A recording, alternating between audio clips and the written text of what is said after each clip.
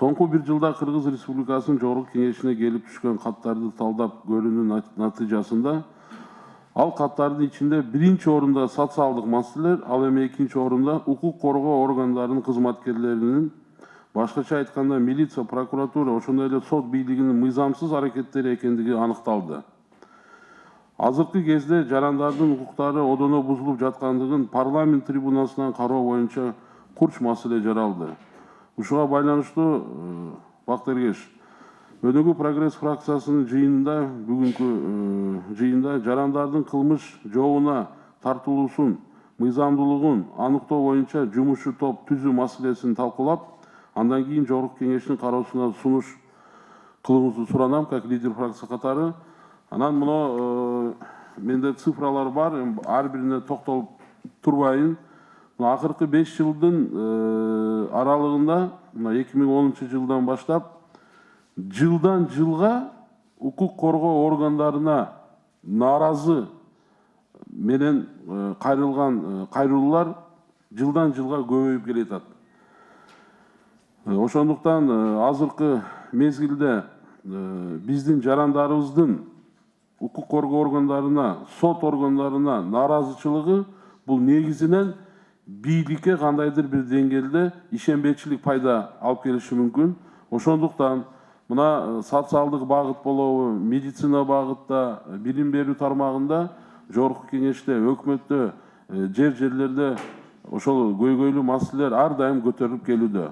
Бирок ошол менен биргеликте биздин жарандарыбыздын укуктары Жогорку Кеңештин отурумунда мындай бир чоң деңгээлде көтөрүлгөн эмес.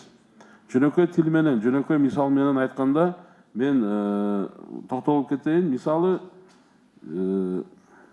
жыл сайын бир 100гө жакын, 100дөн ашык биздин жарандарыбызга карата актоо өкүмү чыгат.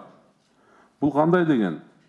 Биздин бир жараныбыз жоопко тартылат, камалат, сотко жиберилет, ага карата кылмыш иши.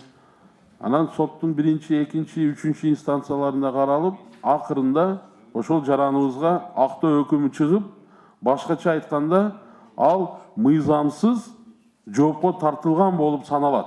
Ошол кишинин конституциялык укугу бузулду деп саналат. Ошол менен биргеликте анын камакта отургандыгы, канча деген моралдык, материалдык чыгымдар, ошол айылда же ошол бир айыл өкмөттө, райондо анын кадыр баркына шек келтиргендиги, үйүндөгү канча ошол эске алынбайт. Туура мыйзамсыз жоопко тарткандыгы үчүн прокуратура органдары тартиптик өндүрүш козгойт, сунуш келтирет ошол жетекчиликке. Бирок азыркы күндө көпчүлүк учурда ошол жетекчилик туура эмес, мыйзамсыз кыймыл аракеттерин жасаган тергөөчү же прокурор же сот болобу, ага карата дисциплинардык чара көрбөстөн кээ бирки учурларда ошого окшогон кызматкерлерди чоңойтуп, чоң кызматка дайындап койгон күндөрдү дагы биз көрүп атабыз.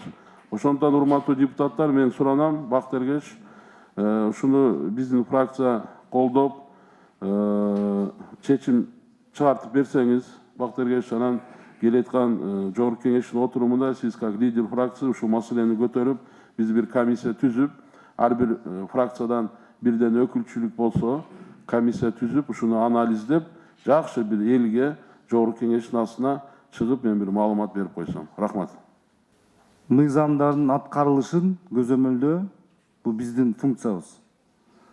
Мына бул жерде мен цифра айтып кетти, өзүнүн Тынчтык Ыбрайымович дагы өзүнүн сөзүндө айтып кетти. Ошондуктан маселени туура козгоп атат. Биз комиссия түзсөк, Жогорку Кеңештин жыйынында Тынчтык Ыбрайымович ушул комиссияга кирсе, Тынчтык Ыбрайымович ушул комиссияга кирсе, анан ал жерде изилдеп, кайсы мыйзам бузуулар болуп атканын, эмне үчүн биздин жарандарыбыз ушунча көп кайрылуу жасап атышат. Социалдык багыттагы кайрылуулар түшүнүктүү. Бири-бирөөнүн үйү жок экен, бири-бирөөнүн кирешей булактары жок экен, бала бакча, мектептер, жолдор, таза суу, алар боюнча түшүнүктүү каралар. Бирок мыйзам бузууларды эмне үчүн ушул укук коргоо органдагы кызматкерлер ушул мыйзамдын бузбашын алар өздөрү көзөмөлдөш керек эле, бирок алар өздөрү мыйзам бузуп атат. Ошон үчүн мен добуш коем, урматтуу депутаттар, ушул өнүгүү прогресс фракциянын жыйынында биз жогорку кеңешке сунуштайбыз, комиссия түзүлсүн деп. Макулсыңарбы? Суроо жок башка? Кабыл алдык анда. Добуш коем, добуш бериңиздер. Макул, каршы жок, калыш жок.